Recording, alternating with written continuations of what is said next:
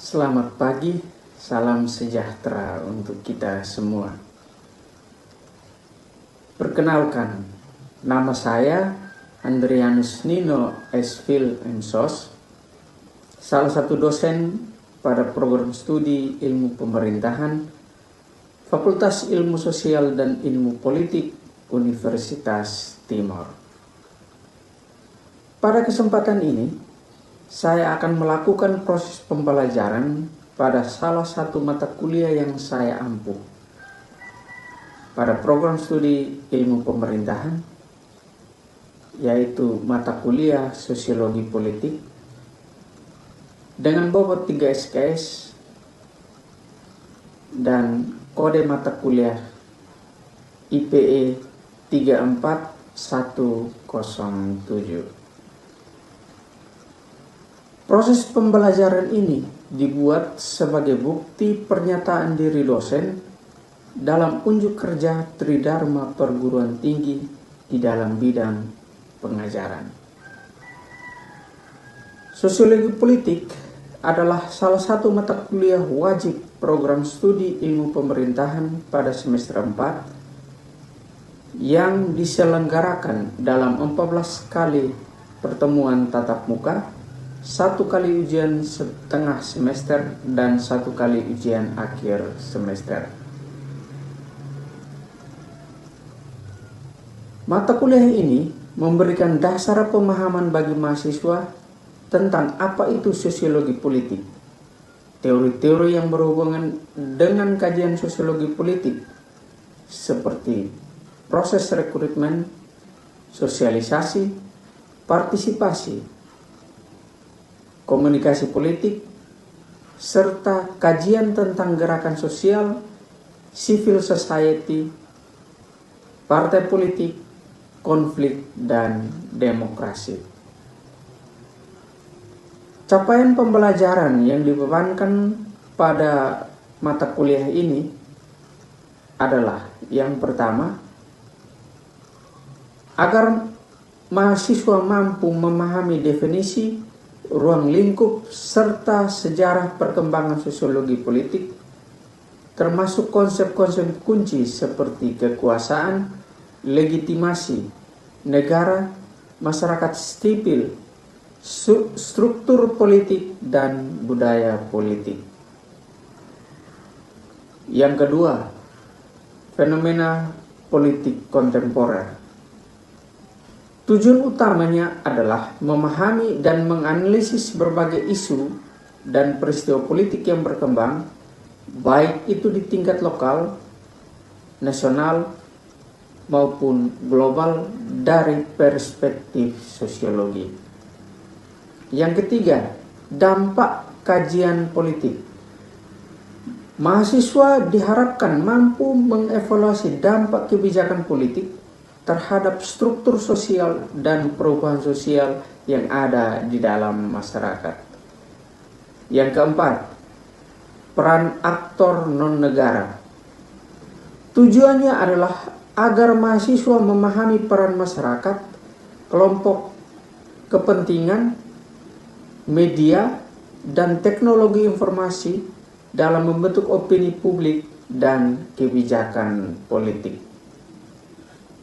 Sedangkan capaian pembelajaran mata kuliah sosiologi politik ini adalah yang pertama, untuk memahami konsep dasar dari sosiologi politik. Mahasiswa diharapkan mampu memahami dan menjelaskan berbagai konsep fundamental dalam sosiologi politik, seperti kekuasaan, negara, dan juga hubungannya dengan masyarakat.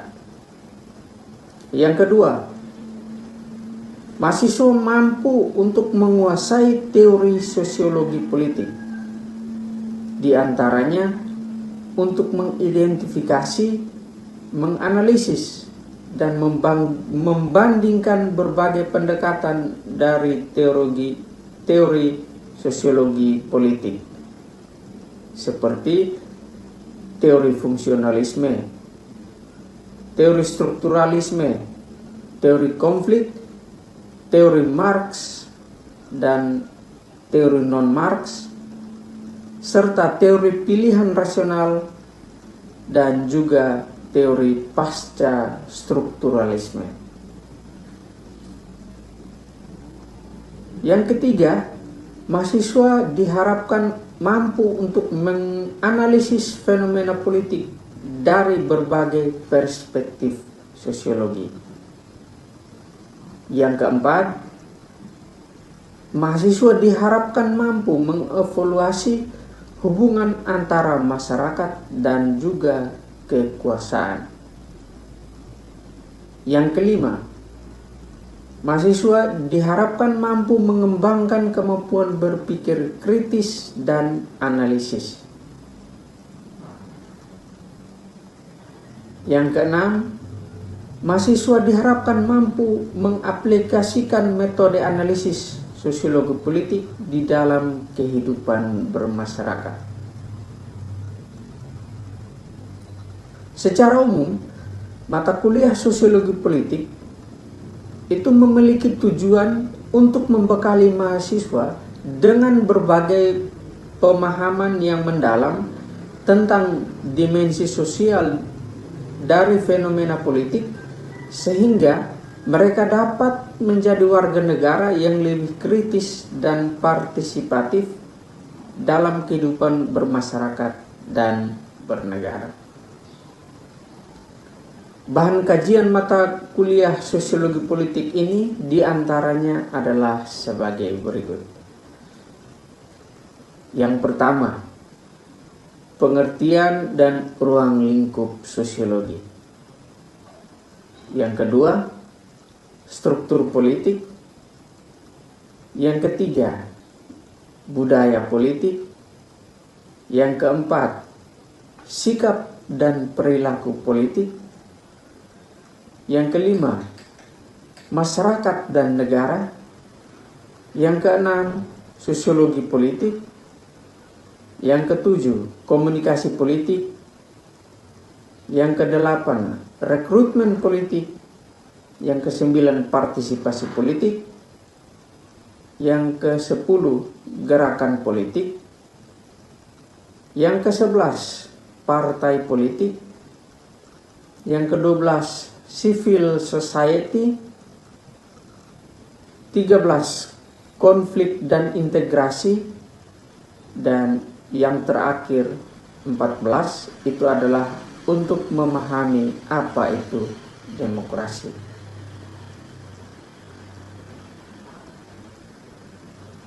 Setelah kita mengetahui gambaran singkat tentang mata kuliah sosiologi politik, selanjutnya saya akan menjelaskan tentang teknik pengajaran yang saya gunakan dalam proses pembelajaran pada mata kuliah sosiologi politik dengan menggunakan pendekatan DIA, Delivery, Interaction, and Assessment.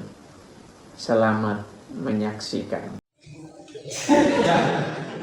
Baik, kita bertemu lagi sebagai makhluk yang bertuhan, maka sebelum kita memulai kegiatan kita harus mengawalinya dengan doa. Ya? Kita berdoa menurut iman dan keyakinan kita masing-masing. Berdoa dimulai. Berdoa kritik alienasi. Jadi setelah dia membuat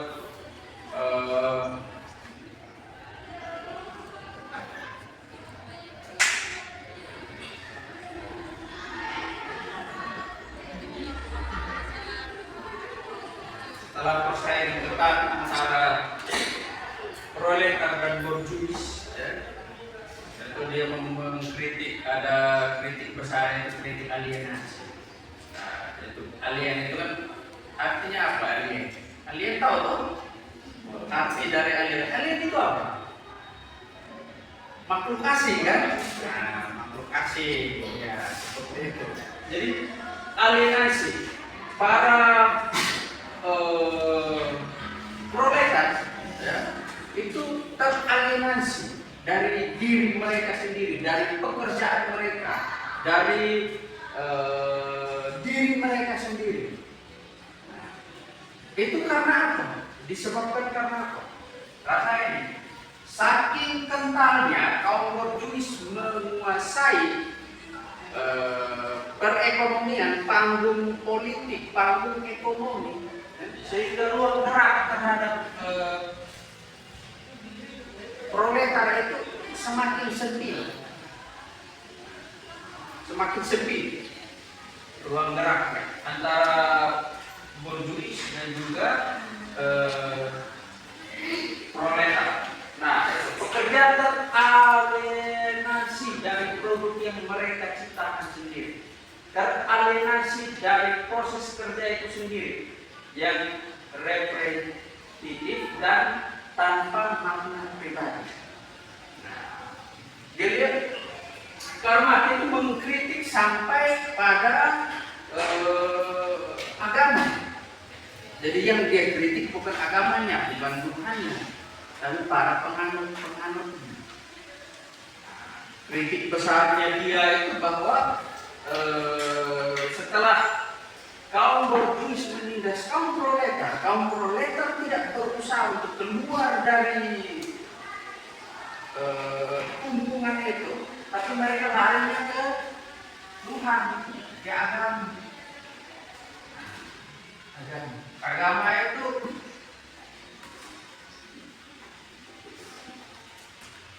Agama itu adalah proyeksi. Tuhan itu alien, makhluk asing, keterasingan, sesuatu yang asing dari diri mereka sendiri, bukan Tuhan yang mereka sembah, tapi kebodohan mereka yang mereka sembah, kemalasan berpikir, kemalasan bekerja yang mereka tayangkan, lalu mereka sembah, proyektor, kan? Ya kan, dia menampilkan apa yang ada di sini. Ya, jadi yang ditayangkan di sana itu adalah kelemahan dari mereka sendiri. Kalau Anda ditekan oleh kompetisi, ya lawan. Dengan apa? Dengan bekerja makin keras lagi. Mereka teralienasi, lari-lari itu sama kayak misalnya lagi sakit, ya toh, tidak mau berobat, tapi masuk kamar berdoa, cari dukun, ya kan? Sakit, tersakiti tidak mau keluar dari rasa sakit itu, tetapi berusaha supaya cari pelampiasan ke yang lain. Nah, seperti itu. Ya, itu kritik dari Karl Marx terhadap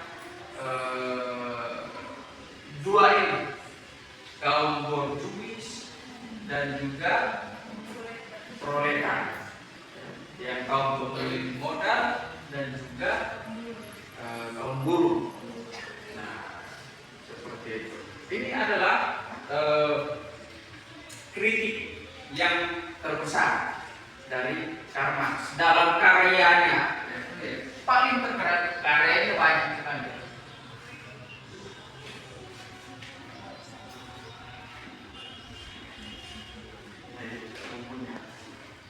Das Kapital,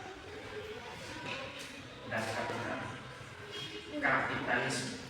Ya, kritik Karl Marx itu sudah mengkritik pada tahun 1800 sampai 1800 akhir.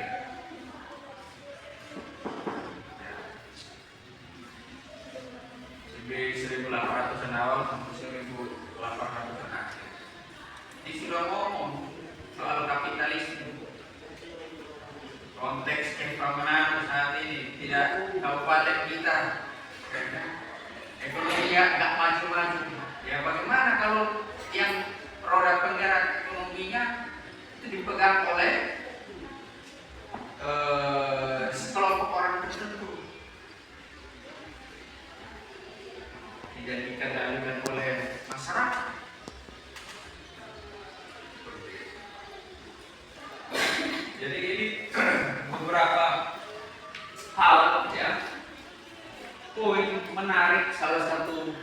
poin menarik yang ditampilkan atau yang menjadi kritik besarnya Karl Marx.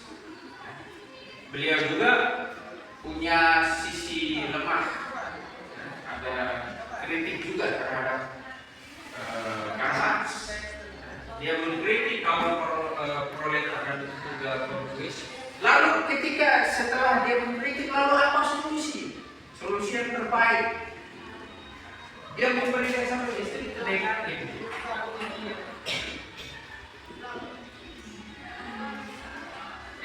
Segala sesuatu itu milik bersama.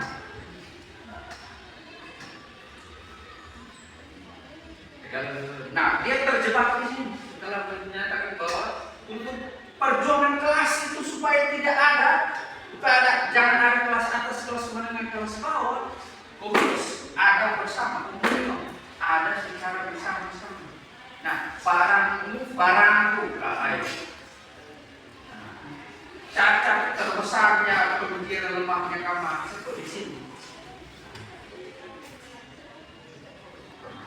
Jadi misalnya Anda, Yurita, kamu punya perusahaan besar,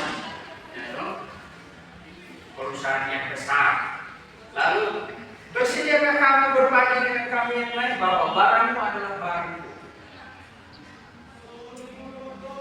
Nah, jadi penjelasannya jatuhnya dulu. Komunis ada secara bersama.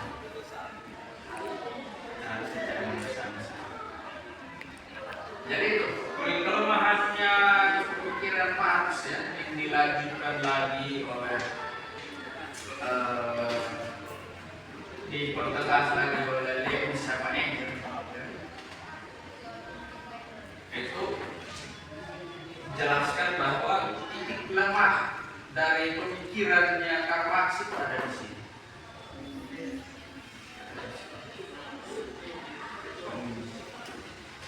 Pemikirannya itu sampai menjadikan sebuah ada negara yang menganut paham komunis. Negara mana? Rusia, Cina, Korea Utara. Kalau Korea Selatan itu yang K-pop itu, yang laki-laki macam perempuan itu. Ya, kamu bisa lihat, kalian suka itu K-pop. Lee Min Tae Young Kong Yuan.